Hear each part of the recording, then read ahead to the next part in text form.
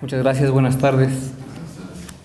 Quiero comenzar mi reflexión recordando que cuando era yo niño solo habían dos géneros, había niños y había niñas. Después crecí y me enteré que habían personas que no eran ni niños ni niñas, sino como niño-niña y niña-niño. Entonces seguí creciendo y empecé a oír una serie de clasificaciones, que había gente heterosexual, homosexual, bisexual, asexual.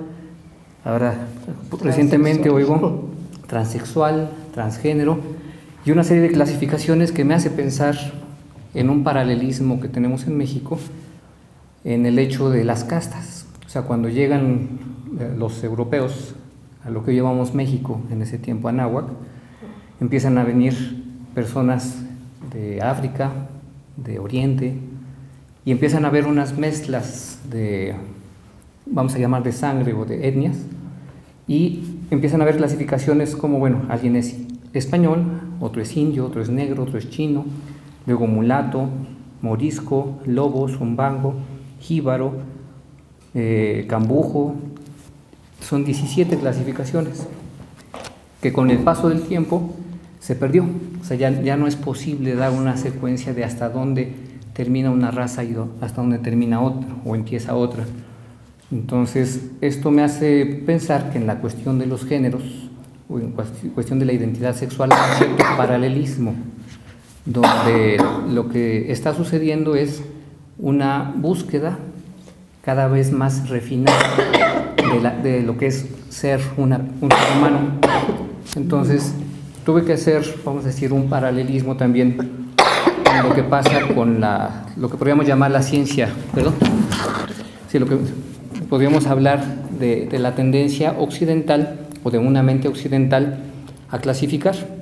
La ciencia se desarrolló gracias a que hubo gente que se dedicó a clasificar elementos, plantas, animales, etcétera, pero también como impulso de la industrialización hubo una tendencia en la era industrial a estandarizar.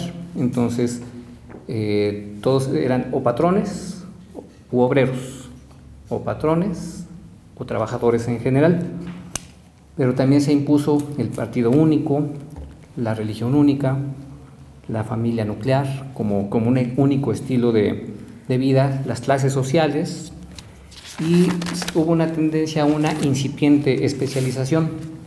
Conforme se complejizó la colectividad humana a partir del desarrollo del capitalismo, empezó a haber una mayor diversificación, por ejemplo, de pensamiento, de religiones. En México antes solo existía el catolicismo, después entró el protestantismo, después empezaron a entrar religiones orientales como el budismo, el hinduismo, el taoísmo, el zen, el sufismo, y toda la oferta que actualmente tenemos en torno a la religión. Empezaron a haber diversidad en las formas de vida, en las formas de la relación familiar.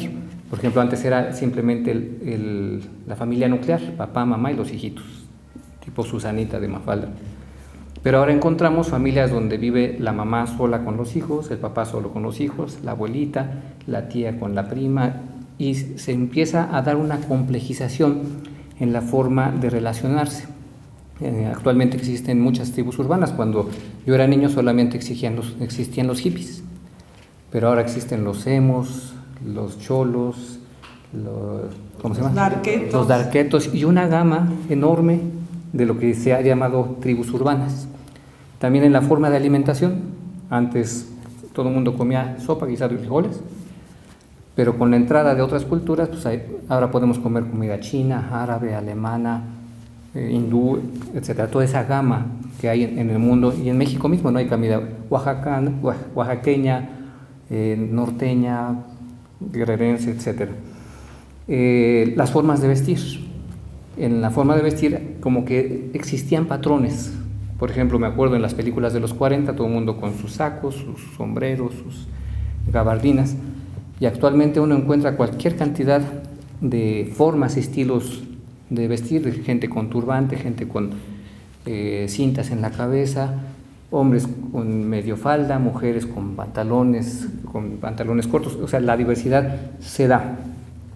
Igual en las formas de consumir y de producir. Actualmente hay una tendencia que le llaman en inglés costumización, o bueno, traducido al español, costumización, que es personalizar lo que el cliente necesita. Por ejemplo, hay empresas automovilísticas que sobre pedido hacen el color del coche, las vestiduras, el tipo de asiento, todo de acuerdo a lo que quiere el cliente, que indica una tendencia a la personalización. Y en cuanto a los trabajos, por ejemplo, si uno entra a la página de la oferta académica, encuentra uno una diversidad de carreras que impresiona. O sea, hay una especialización cada vez más fina y es difícil, por ejemplo, para las personas de la era industrial, como que era muy correcto clasificar, todo el mundo entraba en un cajón. Conforme se ha complejizado la sociedad, ya no es posible meter a las personas en un cajón. Y hay personas a las que preguntas, ¿cuál es tu especialidad? No sé cómo decírtelo porque es algo tan raro que no puedo meterme en un cajón. No soy abogado, pero tampoco soy psicólogo, ni tampoco soy diseñador, soy una combinación de estas tres cosas, por ejemplo, ¿no? Entonces, ¿cuál es la cuestión? Que conforme ha avanzado la complejización de la vida en el mundo actual, hay una tendencia también a la individuación. O sea, cada persona llega a ser única en lo que consume, en cómo se viste, cómo vive, y dentro de ese contexto también yo entiendo que está ese fenómeno de la identidad sexual. O sea, no eres necesariamente un hombre o macho, por ejemplo, o una mujer como antes se esperaba, una mujer sumisa. Entonces hay una gama, así como hay gente muy alta y gente muy chaparrita, hay una gama de estaturas desde el más alto hasta el más pequeño. Igual en el color de la piel, hay desde gente negra, negros que son negros, hasta blancos que son muy blancos, y toda la gama de colores, toda la gama de estaturas. Entonces yo entiendo que en la identidad sexual igual está toda la gama, desde el muy hombre hasta muy mujer, muy mujer. Entonces toda esa gama es la riqueza de la diversidad sexual. Entonces cuando se hace una clasificación de que si eres bisexual o homosexual, es intrascendente en una cultura que realmente va aceptando la complejización evolutiva que actualmente vivimos y que próximamente va a ser aún más refinada. Entonces yo encuentro que hay varias actitudes que yo pondría en una especie de gradación, desde la indiferencia, la intolerancia, la tolerancia, la aceptación y la valoración. ¿A qué me refiero? Por ejemplo, es más fácil entenderlo para mí si lo vemos en torno de los autóctonos, de los que llaman indígenas. Hay quien es totalmente indiferente a los indígenas.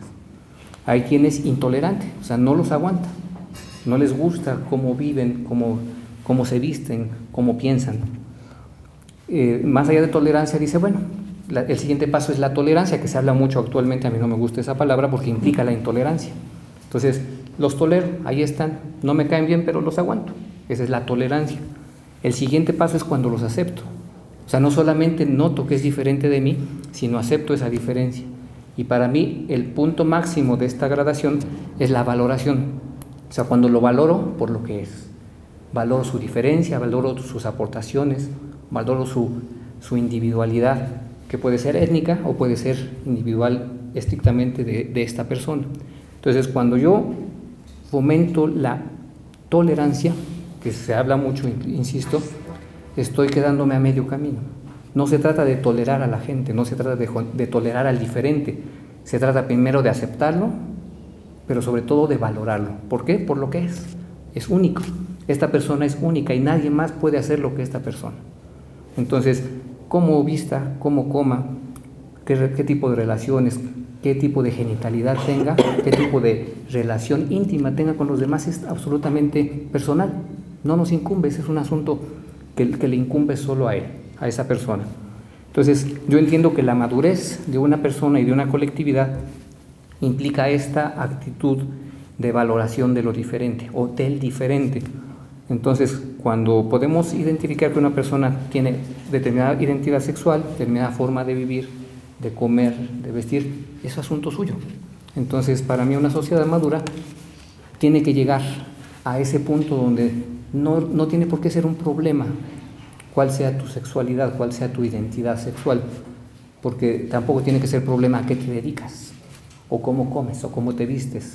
Entonces esa clasificación resulta totalmente intrascendente. No tendría por qué haber si eres hombre, mujer, homosexual, todo eso es un total sinsentido.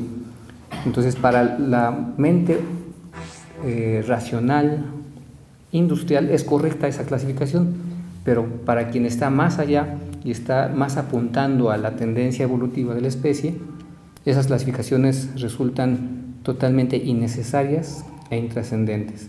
Entonces el proceso que yo veo como sano es recorrer de si tengo alguna tendencia a clasificar y condenar porque alguien es diferente, llegar a un punto donde valoro a cada persona en su totalidad, independientemente de que me guste o no me guste, cómo viste, cómo come, cómo es su sexualidad. Entonces termino esta reflexión pues hablando de que cada individuo tiene que encontrar esa individualidad, y en la medida en que cada uno realmente la encuentre y la comparta, en ese mismo sentido y con esa misma riqueza nos enriquecemos todos. Gracias.